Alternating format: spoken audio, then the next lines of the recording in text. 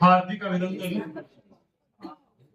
सबसे पहले मैं आमंत्रित करना चाहता हूं आज के हमारे सत्र के जो मुख्य वक्ता हैं डॉक्टर विनोद शाही जी, हमारे अध्यक्ष श्री कमलेश भारतीय जी, हमारे उपाध्यक्ष डॉक्टर अशोक भाटिया जी, श्री डॉक्टर प्रेम जन्मेजय जी। अभी मैं दूसरे सत्र की शुरुआत करने से पहले मैं कहानी आपको सुना रहा हूं। कहानी एक युवा लेखक की है और उस लेखक की कहानियां देश की सबसे बड़ी प्रतिष्ठित पत्रिका में प्रकाशित होती हैं। उस लेखक का सपना है एक दिन वो भी बहुत बड़ा नाम करेगा। जैसे कभी उनको मौका मिलता है एक पत्रिका, एक पुस्तक का संपादन करने का, और वो एक किताब का संपादन करते हैं। उस संपादन की जो संपादित उन्होंने किताब की है उसकी भूमिका पढ़कर उनको एक पत्र मिलता है और पत्र लिखने वाला उनको कहता है कि आपकी भूमिका जब मैंने पढ़ी इस किताब की तो मुझे लगता है कि आपको तो आलोचना में होना चाहिए, आपको आलोचना के बारे में भी सोचना चाहिए। और उसके बाद वो जो युवा लेखक हैं वो सोचते हैं इस बारे में कि उन्होंने इतने बड़े लेखक ने, जो हिंदुस्तान के सबसे बड़े लेखक थे उस जमाने में, या सबसे बड़े संपादक थे, वो संपादक थे ग्रेट धर्मवीर भारती, वो पत्रिका थी धर्मयुग, और वो युवा लेखक थे विनोद शाही जी। उस समय डॉक्टर नहीं थे। अब हम आज के जो विषय है उसकी तरफ चलते हैं।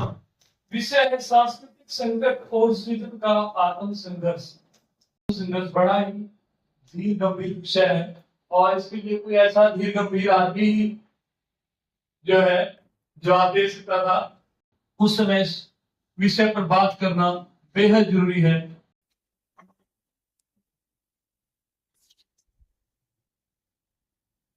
परिचय में बहुत सारी बातें कह दी गई, उसके बाद कठिन हो जाता है अपनी बात को कहना और ये सोचना कि कहां से आरंभ किया जाए। अभी एक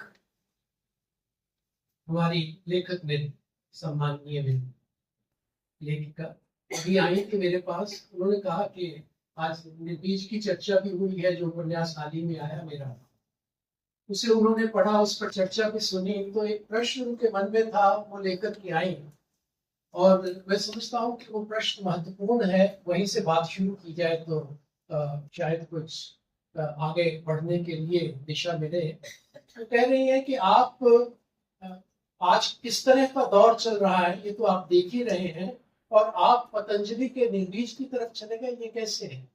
आज के दौर में तो अध्यात्म दूर भागते हैं लोग, सब कुछ तो हथियार लिया गया। अभी प्रेमचंद मेजर जी ने बात की, साहित्य को हथियार ले गया, प्रोडक्ट हो गया साहित्य। सब तरफ लोग हड़बड़ाए पड़े हैं कि ये किस तरह की दुनिया में आ गए हैं। पिछले 100 बरस में मानव जाति ने इतनी अलग तरह की तरक्की की है कि वो संभाले नहीं, समझ में नहीं आता कि इस सब में से रास्ता कैसे निकलेगा। कहीं सब कुछ हमारे हाथों से निकल तो नहीं जाए। हाल ही में मेरे एक मित्र हैं अच्युतानंद मिश्र, शायद नाम सुना होगा आपने, कोची में एक यूनिवर्सिटी में पढ़ाते हैं, अक्सर उनसे चर्चा होती रहती है। एक दिन उनका फोन आया, उनका इधर के जो हालात हैं, खासतौर पे मीडिया, इंटरनेट और इन तमाम चीजों में जिस तरह से हत्या किया है चीजों को, उसको लेकर के काफी परेशान थे और गुफ्तगू करना चाह रहे थे। तो कहते हैं कि जैसे अभी बात हुई कि साहित्य प्रोडक्ट हो गया है, साहित्य को हथियार लिया गया, वो कह रहे थे ज्ञान को हथियार लिया गया।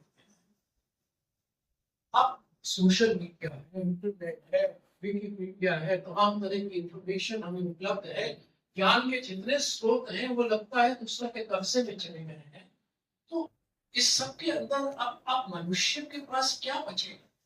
और कहीं ऐसा तो नहीं है कि मनुष्य की चेतना का निर्माण तक ये हाईटेक उच्च तकनीकी करने लगेगी तो मनुष्य के पास अपना कहने को रह क्या जाएगा?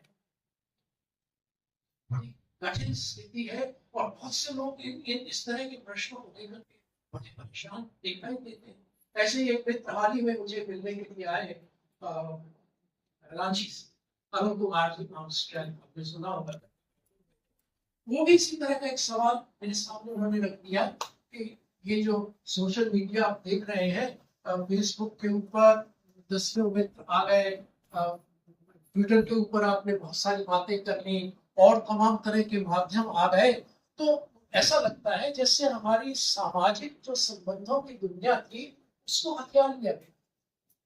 अब ये सवाल भी है कि सामाजिक संबंधों की दुनिया को हथियार लिया गया, तो कहते हैं कि आदमी को अकेला यानी ये तमाम जितनी चिंताएं हैं आपने देखी, ये बड़ी जरूरी है, है। और इन तमाम तरह की जो हमारी परेशानियां हैं, मैं संबंध सांस्कृतिक संकट से इसकी हम चर्चा करें। अब सांस्कृतिक संकट का स्वरूप क्या है, दरअसल ये समझ नहीं आ रहा है, इस वजह से मैंने अपने मित्र अच्युतन मिश्र से बात की। मैंने कहा भाई, अगर मनुष्य की, अगर आप समझते हैं चेतना को हथियार लेगा ये इंटरनेट, चेतना को हथियार लेगा ये हाईटेक तकनीकी है, तो इसका मतलब है आपके पास अपनी चेतना का खुद ही नहीं हो। जो चीज हथियारी जा सकती है वो आपकी कैसे हो सकती है? आपके पास अगर कुछ दरअसल है जिसको आप अपनी चिंतना कहते हैं, तो वो तो आपका है। फिर तो वो बल्कि बल्कि अच्छा हुआ कि अगर इंफॉर्मेशन और सूचना प्रौद्योगिकी इस ढंग से आई है और सूचना प्रौद्योगिकी ने सब कुछ ऐसा लगता हथियार लिया, तो आपको आजाद कर दिया। अब तो आप अपने अपने करीब और होने के लिए स्वतंत्र हो। दूसरी दिशा से भी तो सोचिए कितना भार हट गया। मैं याद करता हूँ एक संस्मरण, एल्बर्ट आइंस्टीन में शायद मित्रों ने पढ़ा होगा।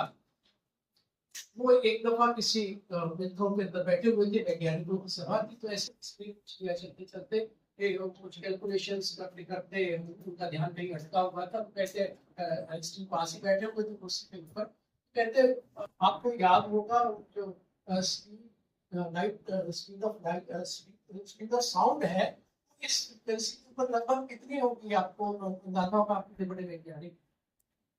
आइंस्टीन ने उसको कहा जो सूचनाएं किताबों में दर्ज हैं उनको अपने मस्तिष्क पर उठाए फिरने की मैं नहीं करता, आप किताब में दर्ज।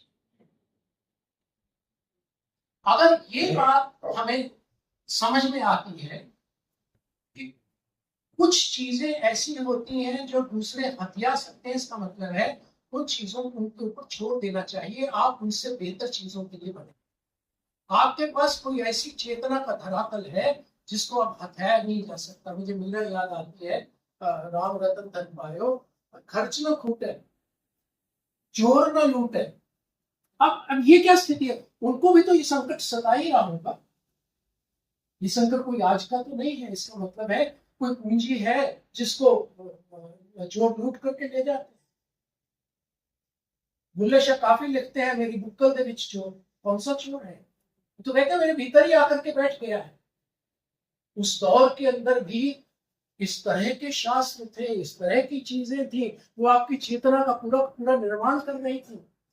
आपके नाम तक वो हथियार रही थी। तो उनको कहना पड़ा, जब उनसे पूछा कि आप कौन है, तो कहते बोलिया मैं की जाना। सब चीजों को रद्द कर दिया, नाम है काबा, नाम है फिरौन, और वो लंबी सूची है किन किन चीजों को रद्द करते हुए चलते हैं, जो चीजें उस दौर में मानी जाती थी कि हमारी चेतना का निर्माण करती है, और उन्हीं चीजों के आधार के ऊपर तो मनुष्य की पहचान बनती है। एक एक चीज को उठा करके रद्द किया हुआ। उस काफी को आप पढ़ लीजिए, अद्भुत अद्भुत। और किसी धर्म को नहीं छोड़ा, न ब्राह्मण को छोड़ा है, न मुल्ला मौलवी को छोड़ा है, न मस्जिद को छोड़ा है, न गुरुद्वारों को छोड़ा, न मस्जिद और देवालय होते थे, न देवालय को छोड़ा है। यानी तमाम चीज अद्भुत है। इसका मतलब है ये जो सांस्कृतिक संकट आप देख रहे हैं उसका स्वरूप बदला है। लेकिन मानव जाति इस तरह के सांस्कृतिक संकट से भीषण पहुंची और इस क्योंकि ये संकट सदा रहता है और बड़े बुनियादी रूप में रहता है, इसलिए हमें सृजन की भी जरूरत है। अभी मेरे मित्र कह रहे थे कि मुझे क्योंकि दो अलग अलग विषय लगते हैं, मेरे मित्र दो अलग विषय नहीं है, ये एक ही विषय, एक ही सिक्के के दो पहलू हैं। सांस्कृतिक संकट को जितना और जिस रूप में हम पहचानते हैं उसी रूप में और उन्हीं स्तरों पर उन्हीं मोर्चों के ऊपर हम अपनी लड़ाई छेड़ते हैं। कौन सी लड़ाई छेड़ते हैं? सबसे पहले संस्कृति की लड़ाई छेड़ने के लिए हमें माध्यम चाहिए होता है भाषा का, तो दूसरे स्तर पर भाषा की लड़ाई छेड़ी जाती है और तीसरे स्तर पर हमारे सब सर्वाधिक साहित्य का सृजन एक बृहत्तर, अगर आप विराट परिदृश्य के अंदर उसको देखना चाहेंगे तो बातें आपको समझ में आएंगी किस तरह से साहित्य का आत्मसंघर्ष को सामान्य था, जिसको आप कहते हैं यथार्थ हस्ता मदद पर देखना, वो है ये पूरे विश्व की आलोचना करते हुए आप अपने करीब होते हैं और तब सृजन होता है। सृजन का अर्थ क्या है? संकट जिस रूप में समझ में आएगा उससे ही तो डरेंगे, उससे ही तो प्रतिरोध। अगर वो प्रतिरोध व्यंग्य की तरह होता तो, अगर वो प्रतिरोध सत्ता के साथ किसी अन्य तरह का मोर्चा खोलने से होता तो उस तरह से करेंगे। अगर वो आत्म व्यंग्य की तरह होता तो उस तरह से करेंगे। अगर अपने आप को मिटा लेने से होता है, शून्य हो जाने के अलावा हमारे पास कोई चारा नहीं रहता तो उस तरह से करेंगे।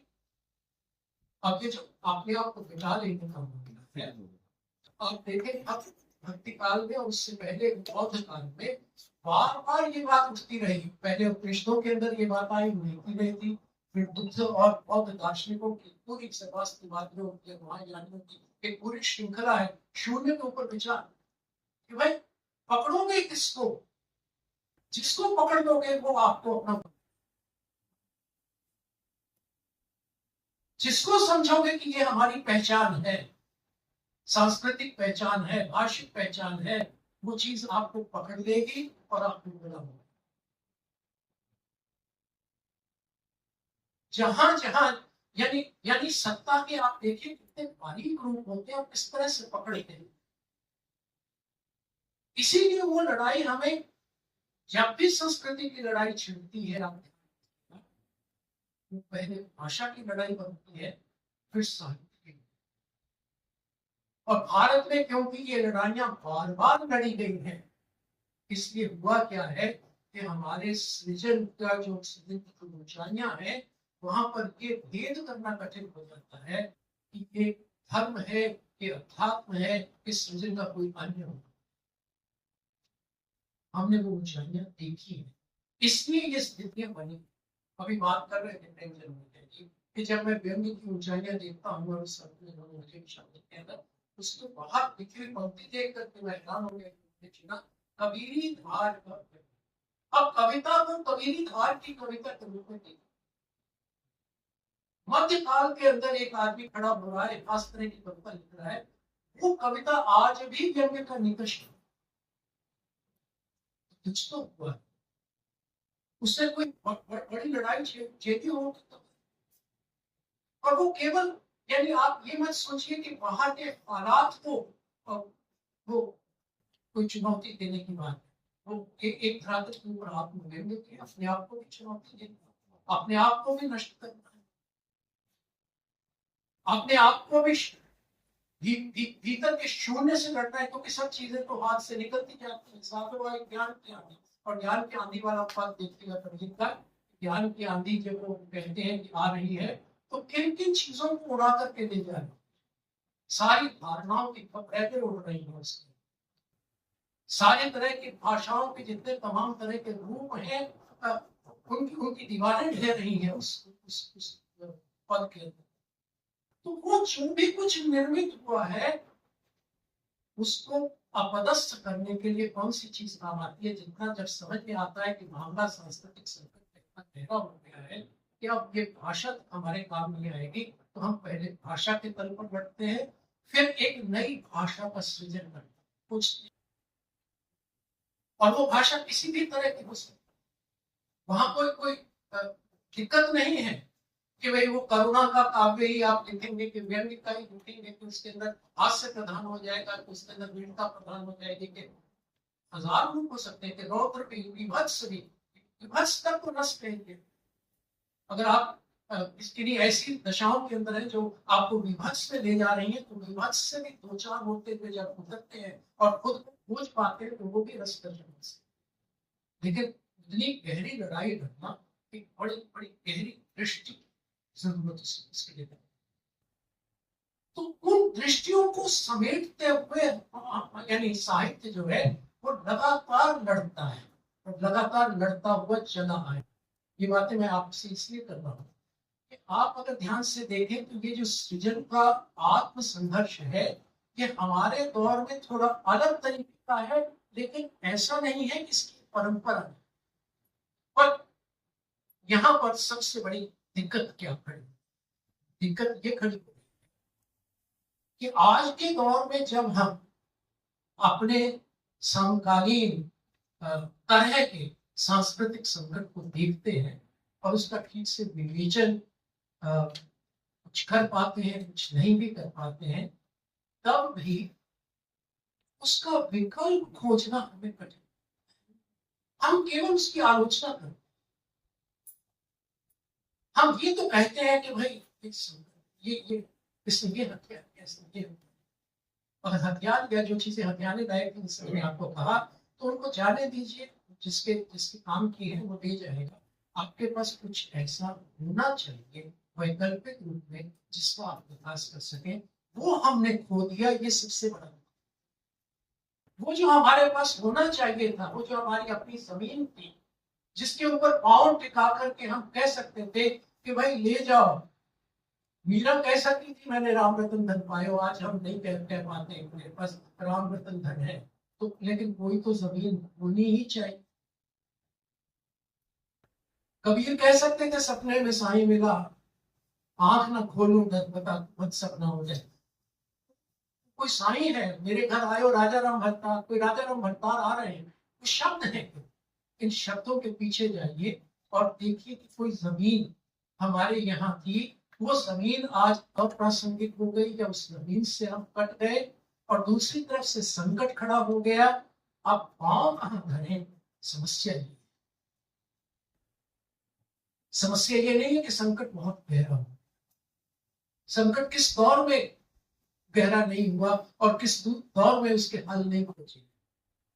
संकट ये है कि हिंदी ने अपना परंपरा बोध, अपने इतिहास बोध, अपनी जमीन को खो दिया है जिस पर पांव धर करके वो आगे बढ़ सके। अगर कविता आज भी कबीरी धार की कविता होने का साहस दिखा सकती है, तो उसको कहना चाहिए कि कबीरा खड़ा बाजार में लिए दुकाटी घाट। लेकिन आज के उपभोक्ता का अपवादी दौर में आप ये नहीं कह सकते जो घर घर जा रहे अपना चला हमारे से, वो दरिद्रता हो जाए, वो कठिनाई हो जाए। और ये तो मैंने प्रेमचंद मेजर जी को बार बार पढ़ा, कहते हैं कि जो दरिद्रता नारायण वाली बात है, आप रहने दीजिए। न दरिद्र होने की बात है, न अमीरी के पीछे भागने वाली बात है। साईं इतना दीजिए जावे कुटुंब समाए, चाहिए तो जो संसाधन है उनका बेहतर उपयोग तो हमें करना ही पड़ेगा, उससे थोड़ी भागना है। और उनको करते हुए भी अपने आप को खोने नहीं देना है, ये अपने आप को बचाना है। जो चीजें होती जा रही हैं उनके अलावा हमारे पास क्या है, उस तलाश में निकल, और उस तलाश में निकलने के लिए हमें अपने परंपरा बोध को खोजना, अपने इतिहास बोध को खोजना पड़ेगा। मैं बार बार इसलिए आपसे कह रहा हूँ कि उससे सांस्कृतिक संकट से लड़ने के लिए हम किधर जाते हैं। हम कहते हैं कि हमने पश्चिमी साहित्य पढ़ा, हमने फलां को पढ़ा, मैंने उसको पढ़ा, नीचे की किताब जरथुस्त्र को 10वीं जरथुस्त्र को पढ़ लिया या खलील गिलान का प्रॉफिट पढ़ लिया, बड़ा सुकून देता है। लेकिन जब हम कहते हैं कि हमने अपने घर में बीजक रखा हुआ है या जपजी साहब रखा हुआ है, उसको पढ़ते हुए और उसमें से कुछ रोशनी मिलती है, ये कहते हुए हम संकोच से भर जाते हैं। हमें उसमें से रोशनी कुछ मिलती भी है, नहीं भी मिलती है, उसको हम अपने प्राइवेट स्पेस के अंदर दफन करके रखते हैं। और हमें समझ में नहीं आता कि ये धर्म और अध्यात्म की बात है कि मनुष्य का एक नव सृजन करना। हमने इस विवेक आधुनिक दौर में जो प्रश्न खड़े किए गए धर्म के ऊपर, ईश्वर के ऊपर, और खास तौर पे पश्चिम की जो संस्कृति जिस ढंग से आई है, उसने जो जो सवाल खड़े किए, उन सवालों को ठीक से उनका उत्तर देने की बजाय हमने पश्चिम को ये समझाते हुए, हमारे यानी ये बात में आपसे थोड़ा विषयांतर भी हो जाएगा, लेकिन ये कहना चाहूंगा कि आधुनिक काल के हमारे जितने ये बड़े अध्यात्म गुरु हुए, उन्होंने क्या किया? जब पश्चिम से ये सारा यानी भारत गुलाम हो गया और रॉयल एशियाटिक सोसाइटी तमाम चीजें हो गई, उन्होंने अध्ययन कर लिए, वेदों का ट्रांसलेशन हो गया, मैक्स वेबर जैसे लोग आ गए और पूरी की पूरी, और उन्होंने हमारे धर्म दर्शन अध्यात्म और तमाम चीजें परंपरा की चीजों की अपने नजरिए से व्याख्या करनी शुरू कर दी और ये बताना शुरू कर दिया कि अतीत में कुछ थोड़ी ऊंचाइयां थी, लेकिन आज तो भारत कुछ नहीं है। आज के भारत में कोई प्राण नहीं है। जैसे कह रहे थे गंगे में प्राण नहीं है, वो कह रहे भारत में प्राण नहीं है, भारत के चिंतन में प्राण नहीं बचे हैं। तो आपके पास ना विज्ञान है, ना उसकी खोज है, ना आप तार्किक ढंग से उन चीजों को साबित कर सकते हो। तो उन बातों को ले दे करके करना क्या है? ठीक है, अतीत का जो अध्ययन है वो तो हमने कर दिया, बल्कि कुछ लोग तो मजाक में ये कहते थे कि वेदों का उद्धार ही अंग्रेजों ने किया है, कि वेद लोग तो गए थे भारत की धरती से। और दयानंद सरस्वती से एक दफा किसी ने पूछा कि अंग्रेज भी ये कह रहे हैं कि भारत से हो गए थे, कहते हाँ हो गए थे लोग, लेकिन अब मैं अंग्रेजों से छीन के उनको दोबारा लिया, मजाक में। लेकिन ये बात यहाँ पे चल रही थी इस देश के कि अब वेद हैं तो ऊंचे हैं, लेकिन उनके अध्ययन करने की, उनकी गहराई में करने की जरूरत क्या रह गई, क्योंकि अंग्रेजी शिक्षा पद्धति तमाम चीजें आ गई है। हम हमारे लिए वही सब ठीक है, नौकरियां भी उधर से आ रही हैं, हाईटेक का अध्ययन करेंगे, वही सब कुछ है, लेकिन हमारे पास अपना जो कुछ था उसको लेकर के हम शंकित और यानी उसको लेकर के ठीक भी है, नहीं भी ठीक है, इस तरह की दुविधा की स्थिति में डाल दिए गए और उस दुविधा को हम जीने लगे। इसकी वजह से हम एक तरह के पाखंडी देश के हुए।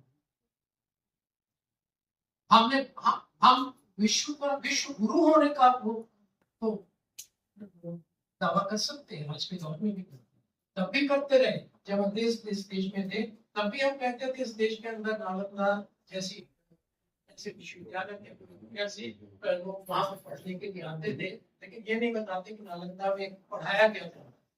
नालंदा में बौद्ध दार्शनिकों के ग्रंथ महायान और वो सब वहां पे ज्यादा उसका प्रभुत्व था, और इसीलिए वो चीन से और जापान तक चली गई थी। आपको मालूम नहीं होगा कि ये बौद्ध ग्रंथों को लेकर के जाने वाले और उसके ऊपर आगे साहित्य लिखा गया, वो कुछ तिब्बत में रह गया, लेकिन भारत के अंदर उसका लिखा जाना बंद हो गया। ज्यादा काम विदेशों में ही हुआ, आज के विदेशों से लेकिन कौन लोग ले गए और फिर दोबारा से कैसे लौटे, लेकिन नालंदा तक ये एक आपसदारी बनी रही कि चीन से आने वाले लोग, जापान से आने वाले, थाईलैंड से आने वाले लोग वहां पर पढ़ते थे और उन ग्रंथों का अध्ययन करते थे और जानने की कोशिश करते थे, क्योंकि महायान के बहुत सारे जो है अलग अलग सेक्ट्स बन गए थे और उनके ऊपर चर्चाएं और सब लोगों ने अपना अपना इतने ज्यादा वहां पर सिद्धांत है कि आपको देखकर के आश्चर्य हुआ कि इतने सिद्धांत एक ही धर्म के अंदर कैसे हो सकते। वो खुलापन इसलिए था क्योंकि वो बात केवल भारत भूमि तक तो महत्व नहीं रहे, लेकिन उसके बाद सब नष्ट। अब ये जो मामला है कि हमारे यहाँ एक खास तरह की परंपरा रही, उस परंपरा के भीतर से हम विकास करते रहे। उस परंपरा को कुछ हद तक तो मध्यकाल में जब मुगल आ गए कुछ हद तक उनके द्वारा नष्ट कर दिया गया, और परिपूर्णतया नष्ट करने के लिए अंग्रेज आ गए, उनके द्वारा नष्ट कर दिया गया। तो हमारे यानी एक ये कह लीजिए कि अपनी संस्कृति के साथ एक तरह का गैप है, हम टूट गए। इसलिए उसका आगे विकास करना ये अब किसी को सोचना नहीं। उसका आगे हम विकास कर सकते हैं, ये कोई सोचता ही नहीं। मैं बड़ा हैरान हुआ आपसे, अब मैं बात कर रहा हूं कि जो मौजूदा दौर का संकट है, इस दौर के संकट को पश्चिम अगर समझता है तो वो ये भी समझता है कि ये जो सांस्कृतिक संकट आया है, ये भाषा के ऊपर कब्जा करने वाली बात है। यानी भाषा को प्रोडक्ट बना लिया, उस भाषा को प्रोडक्ट बना के वो क्या करते हैं कि आप जैसे इंटरनेट के ऊपर कोई सर्च किया, आपने कोई चीज को प्रोडक्ट खरीदना है, तो उसके बाद वो देख लेते हैं कि आपकी इच्छाएं, रुचियां, अभिरुचियां, विचार किधर जा रहे हैं। उसके बाद वो ट्रेल बन जाती है, एल्गोरिथम बन जाता है, वो आपको वही वही सब दिखाने लगते हैं। तो एक तरह से ऐसा कह लें कि आपकी इच्छा जो है वो उसको एक मीडियम मिल गया। आपकी इच्छा अब आपके भीतर की इच्छा नहीं रह गई, वो एक सार्वजनिक क्षेत्र की चिंता भी बन गई। और ऐसा करके सार्वजनिक क्षेत्र ये दावा करने लगता है कि हम आपकी इच्छाओं की परवाह करते हैं, और परवाह ही नहीं करते, उसका नियमन और नियंत्रण तक करते हैं। और ये जो स्पेसेस उन्होंने क्रिएट की है, ये उधार की है। फेसबुक, ट्विटर, वो जब चाहे इसके ऊपर बैन लगा सकते हैं, जब चाहे वो आपके लिए बोल सकते हैं, जितना चाहे बोल सकते हैं। अगर उसका दुरुपयोग हो रहा हो तो उन लोगों को उससे बाहर किया जा सकता है, सरकारें उस पर प्रतिबंध लगा सकती है। तमाम चीजें सबसे आप वाकिफ हैं कि वो सब हो क्या था। लेकिन भाषा पर कब्जा करने का ये जो एक खास तरीका था, नया है, क्योंकि भाषा अब हमारी इच्छाओं, हमारे सपनों, हमारे भावों और विचारों की प्रतिकृति बनकर उन से हमारा अपना जो था वो सार्वजनिक हो गया, तो वो उनके कब्जे में जाता है। अब जब कब्जे में जाता है तो भाषा पर पुनर्विचार चाहिए ना। तो भाषा पर पुनर्विचार करते हुए उनको लगा कि भाषा का विज्ञापन जो दुनिया है वो जिस ढंग से उसका इस्तेमाल कर रही है, उससे एक बाजारवादी भाषा का रूप पैदा हुआ। पहले लुकाच ने इस पे काम किया और बेंजामिन ने काम किया, और उसके बाद भाषा दर्शन लेकर के तो दरिद्र है कि आगे आप इससे परिचित हैं, यानी सिद्धांतों में आपको नहीं ले जाना चाहता। लेकिन एक बात की तरफ इशारा करता हूँ कि जब ये बात आई कि ये जो भाषा है ये तो सारी की सारी, जिसको आप साहित्य जैसे ये कह रहे थे कि एक उत्पाद हो गया, तो भाषा के पाठ उत्पाद। अब ये जो भाषा के पाठ उत्पाद हुए हैं, इसकी व्याख्या कैसे करेंगे? तो दरिद्र जैसे लोग आए, उन्होंने कहा कि इसका तो विखंडन करके स्टार्ट करता है, जिसके अंदर कोई नित्यार्थ नहीं बचे, कोई यूनिवर्सल्स नहीं बचे भाषा के। दुनिया भर की भाषा ऐसी हो गई जिससे अपने यूनिवर्सल्स को खो दिया है, और अपने यानी हमारे यहाँ उसके दिशा में नित्यार्थ, तो इससे मैंने नित्यार्थ शब्द यूनिवर्सल्स को खो दिया है, और अब वो विखंडन नहीं होता। तो आप उसको, उसमें क्या होता है कि क्या होता है, अगर आपको पसंद नहीं आ रहा तो कुछ दूसरा पाठक के समूह बनेगा, उस तरह की चीजों को लेगा, तो उसको एक दूसरी एल्गोरिथम और दूसरी ट्रेल में डाल दीजिए, तो एक अन्य अर्थ की तरफ वो चले, उसके लिए एक अलग। तो भाषा तो ऐसी है, उसको पाठक समूह मिलकर के जो अर्थ देंगे वो अर्थ उसको मिल जाएगा। तो इस तरह से वो विखंडनीय होती चलेगी। तो इसके ऊपर जब काम किया, लोगों ने बौद्ध दार्शनिकों को पढ़ रखा था, तो जनरली के ने पहल के अंदर आलेख लिखा था, उसी से मुझे अंदाजा हुआ, मैंने उसको विस्तार से पढ़ा भी। तो कहते देरिदा के ऊपर एक जर्मन विद्वान ने लिखा कि तो सीधे सीधे वो बातें हैं जो नागार्जुन कह रहे थे। नागार्जुन और भर्तृहरि जैसे लोग पहले कह गए। अब ये जो विखंडन उस दौर का था और इस दौर का था, इसमें बड़ा फर्क है। मैं उतनी डिटेल्स के अंदर आपको नहीं ले जाना चाहता, लेकिन केवल एक इशारा करना चाहता हूँ कि भाई देखो, भाषा के मोर्चे के ऊपर हमेशा काम होता है, आज के दौर में भी काम हो रहा है। लेकिन आज अगर वो दरिद्र का विखंडनवाद बनकर आया है, तो इसका मतलब ये है कि हमने अपना दायित्व नहीं लिया। मैं जो बात आपसे समझ, हमने नागार्जुन का विकास नहीं किया, हम नहीं जानते नागार्जुन के दौर में क्या हो रहा था, और भाषा मनुष्य की चेतना को किस तरह की कब्जा कर रही थी, और उन्होंने अपोवादियों ने मिलकर के नागार्जुन है, धर्म कीर्ति है, सिंह बंधु है, तमाम लोग है, सूचना में नहीं देना चाहता, लेकिन उनको आप पढ़कर के देखिएगा, उनको लगा कि ये तो भाषा के पास तो अपना कोई कंटेंट ही नहीं होता, कोई अंतर्वस्तु नहीं होती। तो उन्होंने कहा कि वास्तविक अर्थ कहाँ है, मनुष्य की चेतना को कैसे बचाए। उन्होंने कहा एक शब्द और दूसरे शब्द के बीच के गैप की बात। लेखन भी, सृजन भी ऐसा होगा जो आपको जगह जगह ठहरने के लिए विवश है और आपको बताए कि यहाँ बीच बीच में कोई डुबकी लगाने की जरूरत है। इसके बिना आप इस भाषा के चंगुल से नहीं छूट। वॉल्टर बेंजामिन भी लगभग ऐसी की बात करता है, कहता है मैं भाषा से इस कदर भर गया हूँ कि कभी कभी इस भाषा से निजात पाने के लिए मैं मौन हो जाना पसंद करता हूँ। लेकिन ये मौन वो आध्यात्मिक मौन नहीं है, भाषा से निजात पाने का अर्थ भी नहीं है कि रहस्यवादी तरीके के मौन की तरफ। उससे निजात पाने का मतलब है कि दो शब्दों के बीच का जो वो अंतराल है उसमें डूबना हमें आ जाए। उसके लिए उन्होंने तरीका बताया कि हर क्षण नया होता है।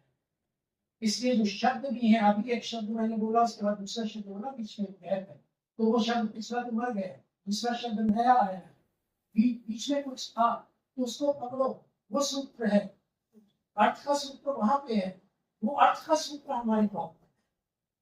और जो साहित्य उस अर्थ के सूत्र में हमें ले जाएगा वो साहित्य काम। इसीलिए आप देखिएगा कि संत साहित्य विद्वानों ने खासतौर पर पूरी जगह जगह ये कहा कि यहाँ पे मौन रहने की जरूरत है। पूरी आप जो साफ कर इसे मालूम होता है तो आप देख के हैरान हो जाएंगे। हर दूसरी तीसरी पंक्ति के बाद लिखा होता है रहाव। रहाव का मतलब क्या है? अब ये जो ठहरना है ये एक तरह की रहस्य साधना की तरह ये पौधा में विकसित, और बाद में ये रूस में और चीन में बुर्जिएफ जैसे लोग तो इसका इस्तेमाल भी करते हैं, इसको स्टॉप टेक्निक कहते हैं। लेकिन ये स्टॉप टेक्निक केवल ये नहीं है कि ये बौद्धों ने लाई या बुर्जिएफ ने लाई। मैं आपको ये बता सकता हूँ कि ये तो शिव के तंत्र सूत्र में भी एक सूत्र मुझे इस तरह का बन गया जहाँ पे कहते हैं कि भाई नाचते हुए भवन बनाइए और भवन बनाते हुए अचानक रुक जाइए और अपने आप को देखिए, उस क्षण में आप अपने आप को पाओगे। तो ये सारी, मैं बार बार सोचता हूँ ये सारी विधियां हैं क्या, ये क्या रहस्य तो पाने की विधियां हैं? निश्चित सारी विधियां हैं क्या, ये क्या रहस्य तो पाने की विधियां हैं? निश्चित रूप से ऐसा कुछ नहीं। ये केवल गैर जरूरी भाषा से आपको निजात दिलाने के लिए कि भाई कुछ अगर भाषा का कब्जा आपके मन के ऊपर इतना हो गया है कि आपको पता नहीं चलता कि आप कौन हैं, कहाँ हैं, क्या हैं, और आपको अपने करीब आने का कोई मौका नहीं देती ये भाषा, तो थोड़ी देर के लिए इसको विराम दे देते हैं और विराम देते हैं, फिर कोई ऐसी भाषा लिखते हैं जिसके अंदर वो अंदर से होते हुए हम अपने आप तक पहुंच पाए, अपने करीब। तो ये जो अपने करीब हो पाने का साहित्य है, ये प्रतिरोध का साहित्य भी। ये सारी की सारी परंपराओं को उखाड़ फेंकने का साहित्य भी होगा। वो भाषा के उन तमाम रूपों को उखाड़ फेंकने का भी साहित्य हो जाता है जो भाषा रूप हमें उलझाए फिरते रहे। इसलिए कबीर जैसे लोग उन्हें फांसियां लिखने लगते हैं, कहते नहीं हम ऐसी भाषा लिखेंगे, अगड़म कुछ लिख देंगे, आप उसमें से अर्थ खोजते रहो ताकि बुद्धि आपकी थक जाए, कहीं पहुंचे ना और थोड़ा रुक जाए, रुक से। ये तरकीबें निकालनी चाहिए। ये कोई ऐसी बातें नहीं है ये, लेकिन ये सृजन के धरातल के ऊपर बड़े प्रयोग होते हैं। भाषा के माध्यम से ऐसा सृजन, साहित्य के सृजन की बात है। साहित्य के सृजन के माध्यम से हमने पार जाने के रास्ते खोजे, और ये हर दौर में अलग अलग। अगर आप और पीछे जाना चाहें तो उदाहरण दे सकते हैं। कालिदास का रघुवंश जब आप बोलते हैं उसको पढ़िएगा। आरंभ में जितने संस्कृत के काव्य होते हैं उनमें देवता की स्तुति, गांधी बात के इस तरह का कुछ लिखा होता है।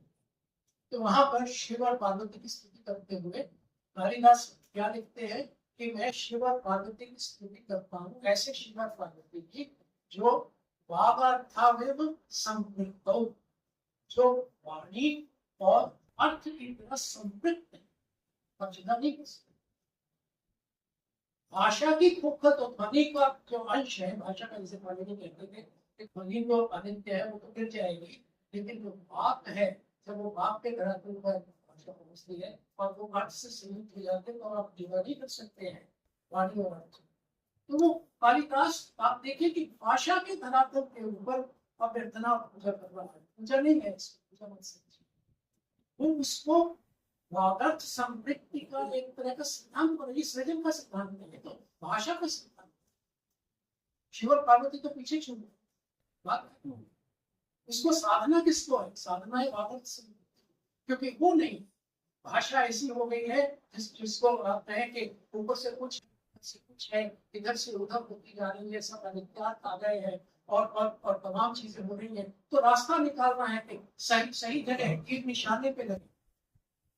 व्यंग्यार्थ भी यही कि तीर निशाने पे लगाते, क्योंकि सब चीजें तो गड़बड़ हो गई और सीधे सीधे अर्थ से काम नहीं चलेगा, तो थोड़ा टेढ़ा टेढ़ी पूरी से इसको कहते हैं कि दूर निकालने वाली बात, तो वो व्यंग्य ने उस ढंग से हर एक ने अपने अपने तरीके की सारी सृजन की नई भाषाओं की तलाश है, सृजन की भाषाओं का आत्म संघर्ष, कि कैसे हम खोजेंगे उस सत्य तक, कैसे पहुंचेंगे जो जो वहां भीतर छिपा हुआ सत्य है, जो हमें इस पूरे के पूरे सांस्कृतिक संकट से अलहदा करके खुद को खोजने में मदद करता है। खुद को खोजने का मतलब ये है कि पूरी इस जगत की जो चीजें हमें उलझाती हैं, उन सब के प्रति प्रतिरोध करना भी सिखाता है, उन सबसे उलझना, उनसे संघर्ष करना भी सिखाता है, उनसे टूटना भी सिखाता है, उनके खिलाफ मोर्चा खोलना भी सिखाता है और अपने साथ खड़े होना भी सिखाता है। जो घर जा रहे हैं अपने चले हमारे साथ, ये पूरा का पूरा घर जला देने पर ही अपने साथ चलना संभव। भाषा को पूरा घर जलाना पड़ता है, तो आप संघर्ष आप सही अर्थ से उसके बाद समझ पा रहे हैं, तो आप पाएंगे ये जो लेकिन इसका ये अर्थ नहीं है कि परंपरा को पूरा पूरा रद्द करके ये चीजें चल, ये सारी की सारी चीजें हमारी परंपरा के भीतर से मिलती है। जमीन तो परंपरा ही देती है, लेकिन परंपरा से लड़ते हुए आप उस परंपरा को बड़े शक्ल हो, यही अर्थ है। जैसे पूछा था कि आप निर्बीज की ओर दोबारा लौट रहे हैं, तो निर्बीज की ओर दोबारा लौटना एक नए अर्थ में लौटना, वो पतंजलि के अर्थ में लौटना नहीं, ये बीजों के बीज को खोजने वाली बात है, क्योंकि जितने बीज हैं वो सारे के सारे तो खरपतवार जो है उनसे पैदा हो रहे, हमारा अपना बीज कैसे वो पहले उसको अलहदा करते, झाड़ को में भूसी अलहदा करते, दूसरी चीजों को अलहदा करते, तब जो बचेगा उसको आप बीज कहेंगे, अपना कहेंगे, स्व बचेगा, उसको बचाने में।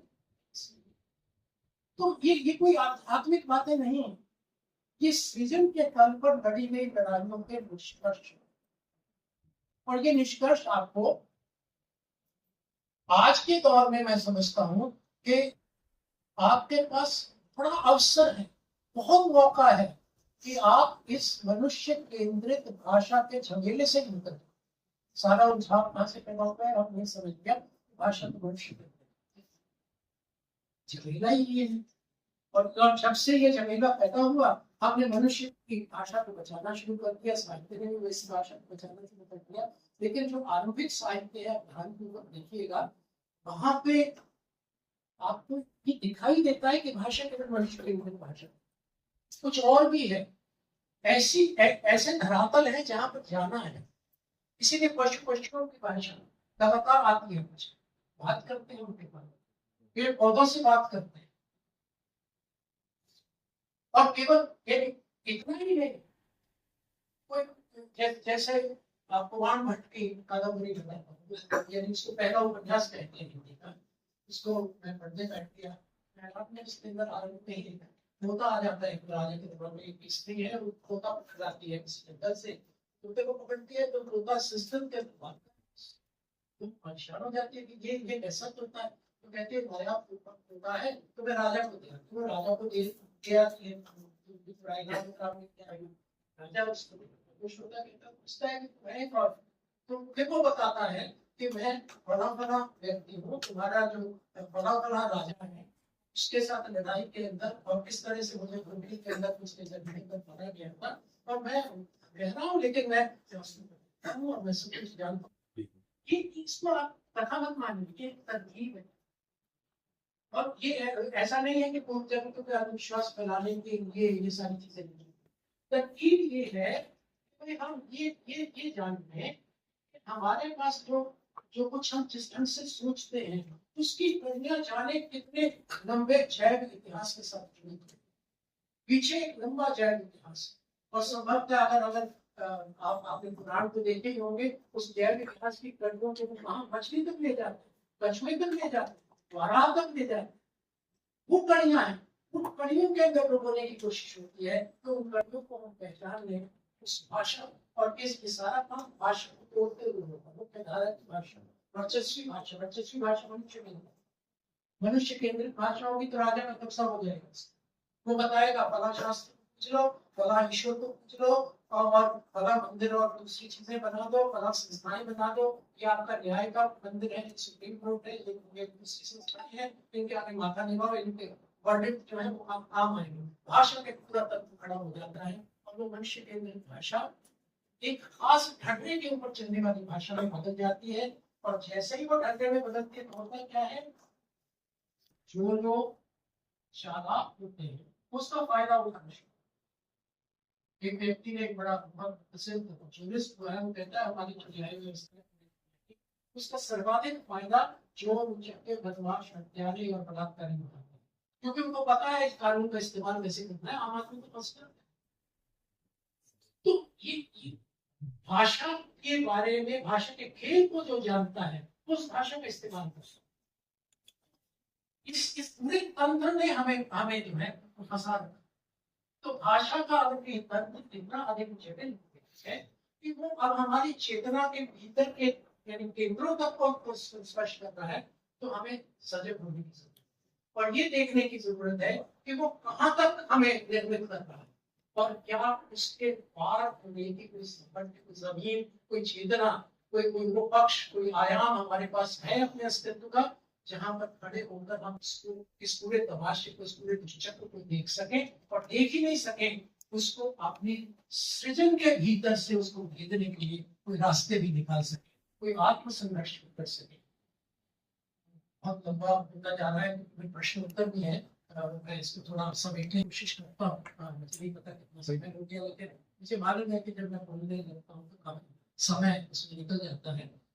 लेकिन आखिर में मैं आपको एक हाल ही में पढ़े हुए एक उपन्यास का जिक्र करता हूँ। उसके अंदर एक बड़ी खूबसूरत बात है, निर्मल वर्मा का अंतिम अरण्य बहुत सारे मित्रों ने पढ़ा।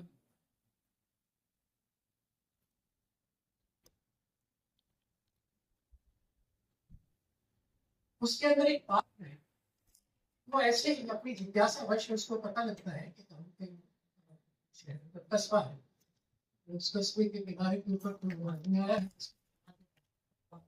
से अच्छी किस्म का है, तो उसको कहता है कि मैं जिज्ञासा लेते हैं, क्या आप उसका समाधान कर सकते हैं, और उस बात को मुझे देखता हूँ, कहता है कि ठीक है मैं कोशिश करूंगा, लेकिन पहले अपनी जगह जाऊंगा।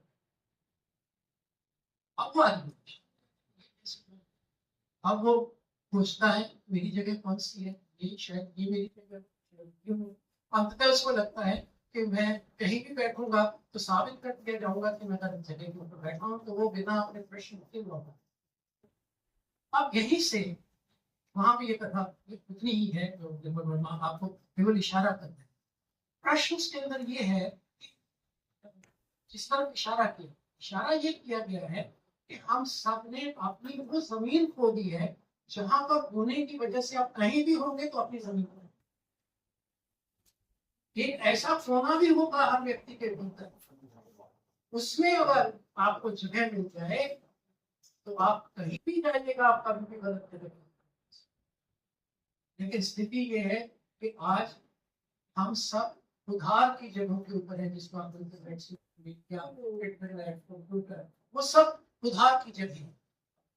हम उधार की जगहों के ऊपर बैठे हुए हैं, और हमें समझ में नहीं आता कि उन जगहों को के भीतर से अपनी स्वतंत्रता का मैनेज कैसे, उसका प्रबंधन कैसे। कैसे खुद को खोजें, कैसे उस जगह पे हो जो जगह हमारी आधार की, जो हमारी अपनी जगह।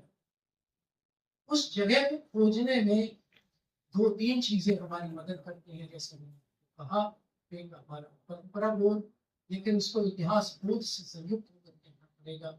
लेकिन खाली परंपरा बोध से काम नहीं चलेगा, उसको भाषा के मोर्चे के ऊपर लड़ाई खोलनी पड़ेगी, क्योंकि परंपरा सारी की सारी परंपरागत भाषा पाठों के अंदर बंधी होती है। उन सारे भाषा पाठों को तोड़ते हुए हमें अपने पाठ में पड़ेंगे और फिर अपने सृजन के लिए एक नए आत्म संघर्ष की तैयारी करें।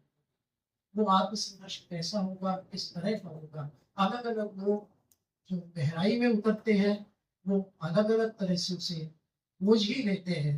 जैसे मैंने हाल ही में कुंवर नारायण का एक काव्य पढ़ा, मेरा काव्य है, उसकी चर्चा इसलिए भी कर रहा हूँ कि अभी बात करते करते उसकी उसमें संकेत भी आ गया कि बौद्ध दर्शन को कुछ लोग दूसरी भाषाओं के अंदर ले गए थे हमारे यहाँ। तो वो आदमी का एक कुमार झील है। कुमार झील की वजह से ये संभव हुआ कि पाली और संस्कृत के ग्रंथ जो है वो चीनी भाषा में अपने ग्रंथों की तरह मान्य। उसकी वजह ये थी कि कुमार झील की माता चीनी थी और पिता जो है वो संस्कृत के विद्वान थे। पिता का नाम कुमारादित्य और माता का नाम जीवा था, तो दोनों का नाम मिलाकर के उसका नाम कुमार झील बना। तो ये दोनों जो है दोनों भाषाएं उसकी अपनी भाषा है, मातृभाषा।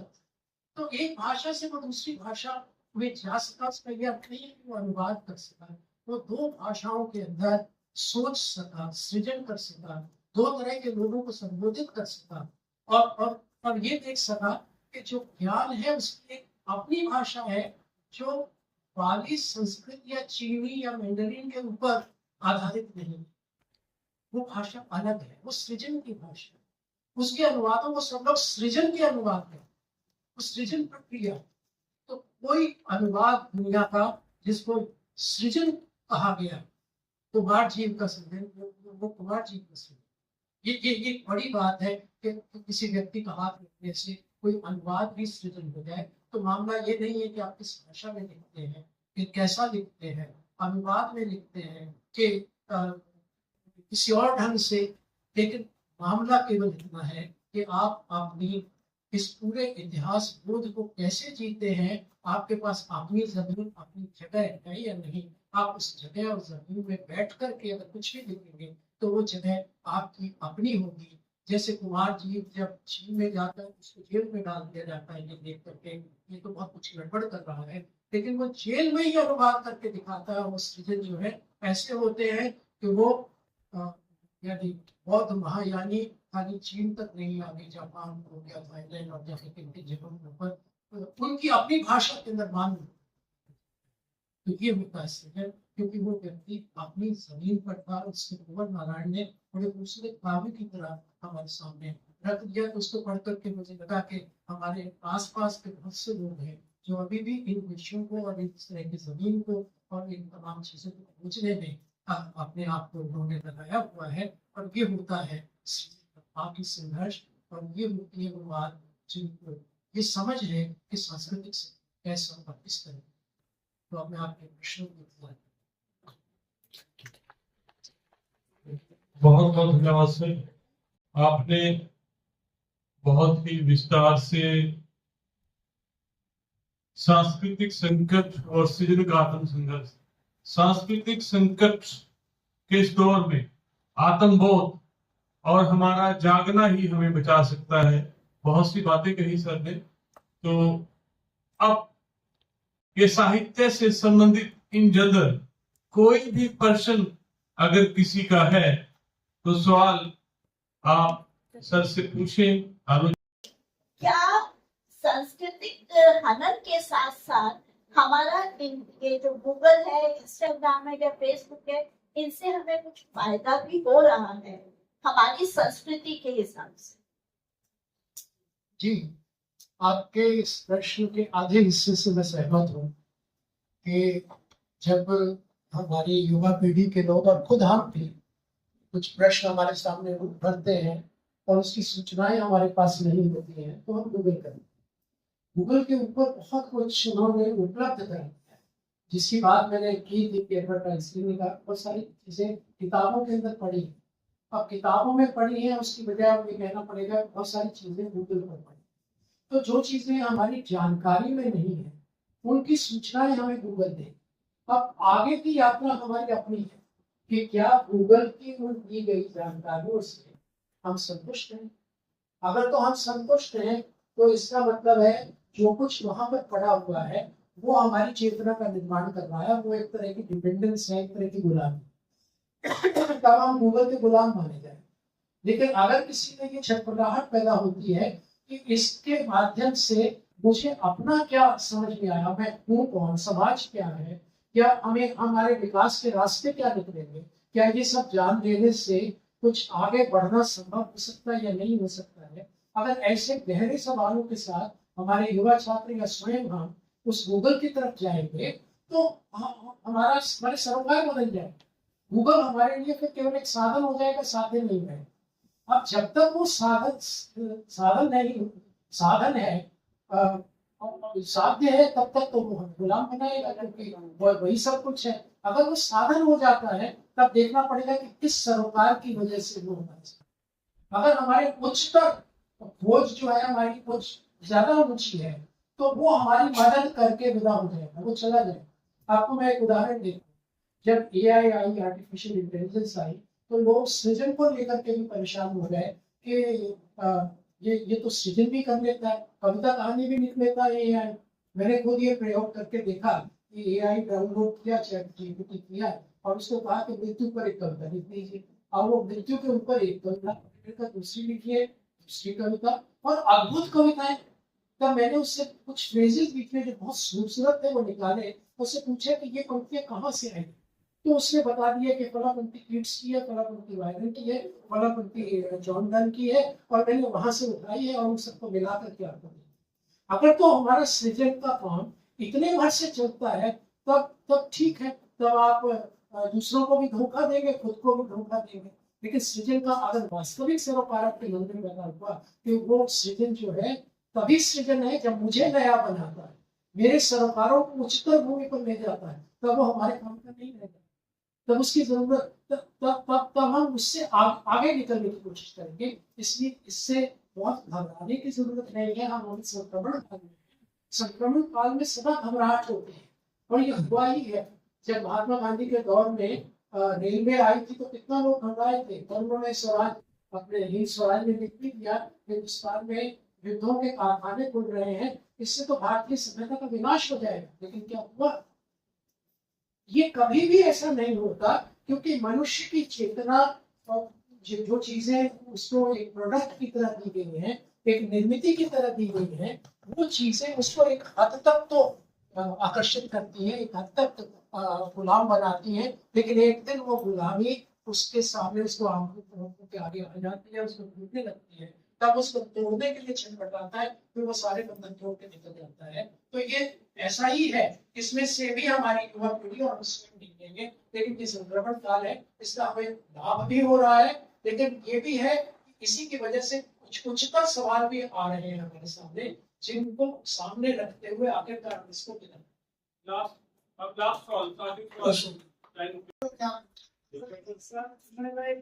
सामान्य सा एकेडमिक प्रश्न है, जैसे आजकल आलोचना, समालोचना और समीक्षा, ये शब्द खूब प्रचलित है, तो तात्विक दृष्टि से मौलिक अंतर क्या है? एक देखिए समीक्षा है, समीक्षा कृतियों के ऊपर आधारित है। समीक्षा तब हो सकती है जब आपके पास आलोचनात्मक दृष्टि, आलोचना समालोचना लगभग एक ही तरह के शब्द है। तो आलोचना अपने आप में एक आलोचनात्मक सिद्धांत और आलोचनात्मक दृष्टि की मांग करती है। अगर वो उसके पास नहीं है तो आलोचना उजली होकर के रहेगी। सच्ची आलोचना और सही आलोचना वो है जिसके पास अपना आलोचना शास्त्र। अब हिंदी के पास बदकिस्मती से अपना आलोचना शास्त्र हिंदी में विकसित नहीं किया, बड़ा नुकसान है। संस्कृत के पास अपना आलोचना शास्त्र है, अंग्रेजों के पास, पश्चिम के पास अपना आलोचना शास्त्र है। हिंदी का आलोचना शास्त्र विकसित होते होते रह गया, थोड़ा सा काम किया रामचंद्र शुक्ल ने, कुछ हद तक कुछ मौलिक भावनाएं अब ये और मुक्तिबोध के जरिए हमारे सामने आई। लेकिन हिंदी की प्रकृति और हिंदी की जमीन के मुताबिक हम अपनी कृतियों का विवेचन कैसे करेंगे, उस दृष्टिकोण का, उस आलोचनात्मक दृष्टि का और उसके ऊपर आधारित आलोचनात्मक सिद्धांत का आज तक विकास नहीं हो सका। ये हमारी बदकिस्मती है, हमने काम नहीं किया, इस वजह से आपके मन में ये प्रश्न उठ रहा है और इस पर मैं लगातार केंद्रित हुआ हूँ। और लगभग ऐसा कहिए कि 3-4 किताबें मेरी इसी ढंग की आई और इसी बात की सोच में आई। आलोचना की जमीन, एक आलोचना की सैद्धांतिकी, एक साहित्य के नए प्रतिभा। तो इस तरह की किताबें लिखने की कोशिश मैंने। आपका ये जो सवाल है, इस सवाल से जुड़ी हुई बेचैनियों से पूछते हुए इसको आप इस ढंग से लेंगे तो आपको समझ में आएगा कि बहुत कुछ करने को बाकी और वो हम कर रहे हैं। ऐसा नहीं है कि हम कर नहीं सकते। बल्कि एक और उदाहरण मैं आपको दे देता हूँ कि जब मैं अपनी कक्षाओं के अंदर पढ़ाने जाता था, खासतौर पे मुझे सबसे कठिन पेपर दे दिए जाते, बाकी सब संभाले हुए थे पढ़ने के, तो वो कहते थे कि आप या भाषा विज्ञान पढ़ा दो, तो पढ़ाने वाला आदमी नहीं है, या आलोचना पढ़ा दो, या फिर थोड़ा ठीक ठाक होता था तो कोई स्पेशल पेपर कोई वहाँ सामने आता था। तो इस तरह की चीजें मुझे पढ़ने को, लेकिन वो जब मैंने पढ़ाया बहुत सारे सवाल खड़े हो गए, साहित्य का इतिहास पढ़ाया कुछ, तो मुझे ये समझ में आया कि हमारे पास मौलिक दृष्टि से लिखा गया हिंदी साहित्य का इतिहास तक हुआ, क्योंकि हमारे पास अपना बुनियादी सवालों के ऊपर लिखी गई किताबें नहीं है। जब मैं अपने छात्रों को बताने की कोशिश करता था कि बेसिक कॉन्सेप्ट्स के ऊपर आप किताबें देखिए, अंग्रेजी के अंदर तो मुझे, क्योंकि अंग्रेजी में मैंने कर रखी थी, तो मेरे सामने ये होता था कि अगर मैंने कथानक के बारे में बताना तो प्लॉट नाम की किताब पढ़ी है, पात्रों के बारे में बताना तो कैरेक्टर्स के ऊपर किताब पढ़ी है, या जो भी आपने साहित्य के इतिहास के ऊपर करना है तो फिलोसफी लिटरेचर पे बहुत सारी किताबें पढ़ी है। हिंदी में उस तरह की कोई किताब ही नहीं है। अगर फिलोसफी ऑफ लिटरेचर की बात करें तो इस तरह की किताबें हैं जो समाजशास्त्र के इतिहास में बताती हैं,